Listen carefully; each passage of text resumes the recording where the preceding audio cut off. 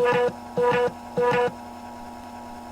started at Radio Shack in 1975.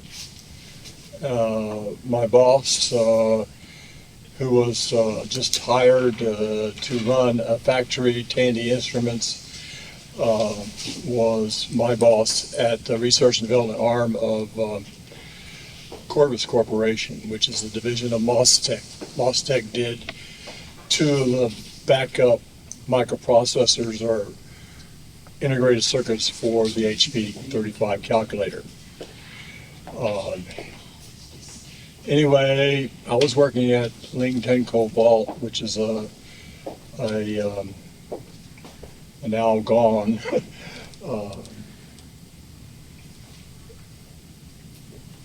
airplane manufacturer that made the F-8 out of Grand Prairie. I was working in the research and development department, just totally bored to death, because you may design one little circuit, and that's your circuit, and you live that circuit, and you die that circuit, and that's your circuit. You know everything else about that circuit. Anyway, my boss called me and says, from Tandy Instruments, and says, "Hey, do you want to come to work for me at the factory?" I said, "Absolutely." So I went to work for him, and at that time,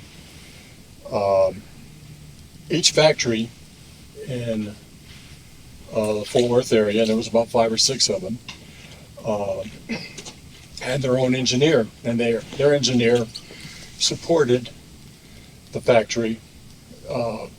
And if on the side you get an idea, design a product that we can sell, manufacture and sell at Radio Shack. So that was my task. And what we was doing over there is we were manufacturing digital voltmeters and calculators. Now the technology was brought from Jack Sellers from Corvus Corporation, because they closed the doors at Corvus Corporation when we all got laid off. So we was doing calculators and voltmeters, and other engineers were doing other things at other factories.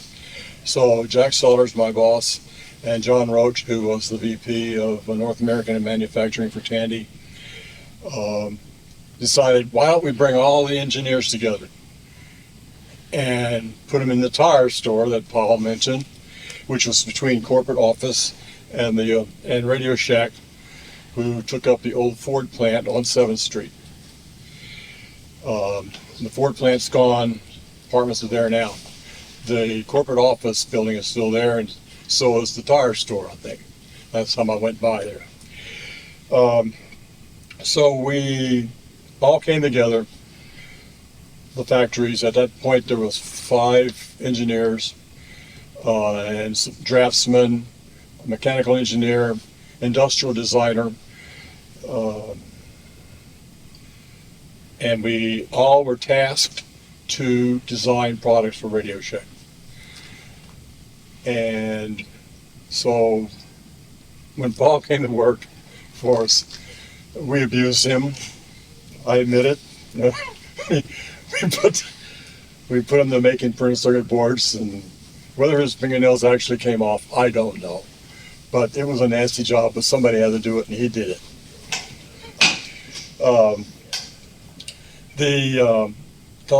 My first project over there was the TV games. It was a Class 1 TV device hooked up on the back of a TV set with a switch box. And the FCC had extremely tight tolerances on those type of devices that hook up to the TV. They can't leak into the antenna. They can't generate interference with the TV, and so on and so on. And your little switch box would switch between the antenna and your gaming device, whatever it is. It was a Pong game, like Paul said. And it was an easy design. It only had one integrated circuit on it. It was made by General Instruments at the time. And it was really easy to design. So we put it together, and then I started what was known as the FCC wars. trying to get it to pass FCC testing. And those guys would work on that unit, flopping the cables on top or moving the cables this way for hours at a time, watching the spectrum analyzer, trying to find a little blip that went up above 15 microvolts per meter. When it did, you failed. And so all of us game manufacturers were in their lobby waiting for them to test our games. Fights broke out. And I was making weekly trips on most of them, going to the labs trying to get it back. Finally, after several months, I got approval for my TV game device. And I went on to make 2 other TV games. After that point, or while I was doing that, I came back to Radio Shack. I came back to Tandy and John Roach and to Jack Sutters, and I says, guys, we are not going to be able to hook up a computer to the television set. We're never going to pass the FCC rules. Not with something that's got 100 integrated circuits on it. I can't even do one. So they backed off and said, okay, maybe we better hook it up, direct connect to the TV set, so we'll include a monitor. And so they made arrangements with RCA to say, RCA, sell us this particular model of the TV, strip out the tuners, the IF strip and all, just give us the baseband computer so that we can put baseband signal into the computer, into the terminal, and display TRS-80 type stuff.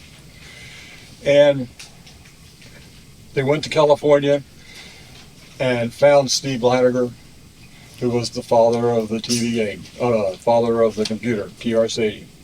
He architected the computer, like Paul said. And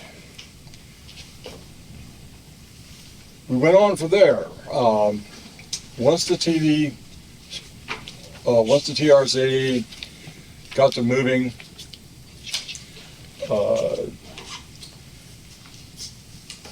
Tandy Corporation or Radio Shack or somebody split our design group, Tandy System Design, in 2. One became Tandy Electronics Design, or what TED supposedly stood for, and one became Tandy Systems Design. In general, Tandy Systems Design did computers, computer work. Tandy Electronics Design, TED, did consumer products.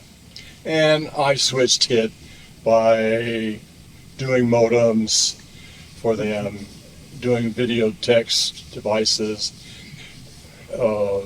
working with Paul, and working with Steve on modems. In general, I was the only one, other than maybe one of the other guys, working on power supplies. And then we kind of was separate paths. I stayed with TED up until I was laid off in 2012. So designed all kind of products, TV, video texts. We had a deal with the University of Kentucky where we did we bid on a teletype or video system, a video text is what we called it then. So that an experiment that they can give 100 of these boxes hooked up to the TV set to 2 counties and let the farmers talk to their ag agents, order fertilizers and stuff using a modern teletype machine, or not teletype, but yeah, video text machine. So I ended up building 250 of them 100 to one county, another to another county, 50 of them as spares. I had to be licensed as a TV station to be legally authorized to sell these boxes, which must have rated enough to pull 747s out of the sky and hook up to these poor guys' TV sets. But it worked out. No airplane crashes in Kentucky. So, that was a pretty interesting job. I also was able to computerize the Tandy Center lights. I don't know if you saw the Tandy Center lights, Tandy Center, Radio Shack. It was a United Way stock show. Well, they had window washers going in there, screwing out bulbs, and it cost a lot of money to do that. They did it 7 times a year. You know, maybe $3,000 a shot type thing. I went to John Roche and said, hey, I can do it electronically. And he says, okay, if you can do it electronically, if you can do it for $35,000, we'll do it. And in 1998, I roped in Steve Leinerger to do a computer that would talk to the light bulbs. Each light bulb had a microprocessor controlling it. And I roped in my daughter, who needed a class project at TCU, a senior project at TCU, to do the Visual Basic software for editing and manufacturing these screens, stock show, and then transmitting by RS-232 serial interface all the way to the 2 towers and to Steve's computers. And together it worked. And I'm glad that I didn't have to do my daughter's job, because professor came with her, or her sponsor came with her, and she had to give a presentation to Tandy executives on how fantastic a job she was going to do on their computer. And she was being graded on that, and I was sitting there saying, oh, I'm glad I don't have to do all that, John. You know, I'm the project engineer, I don't have to do that. So she forgave me after a while. And then Tandy started, Radio Shack. Tandy was dissolved, Radio Shack took over the helm, and we still worked as TED for Radio Shack until the end, until my end, at any rate. There were several layoffs prior years of that, and somehow I ended up to be the last engineer standing for several years at Radio Shack. I worked there for 37 years.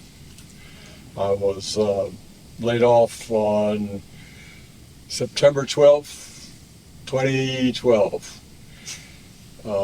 Happy anniversary, dear. Oh, by the way, I lost my job.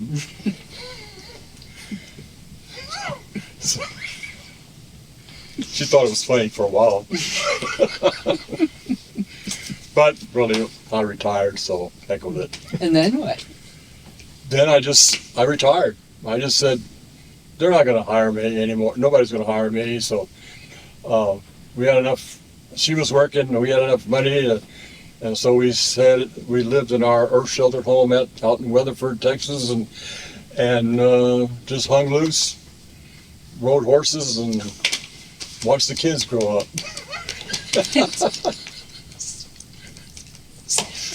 Anything you want, anything you look back and you're like, what? Or how did that happen? Or anything that just surprised you? Or anything that surprised me? Surprised you? I was very surprised as to the quality standards that Radio Shack had as an engineer. You know, I used to buy Radio Shack parts and stuff before I worked for them. And you always think that it's all Japanese made or something, but it wasn't.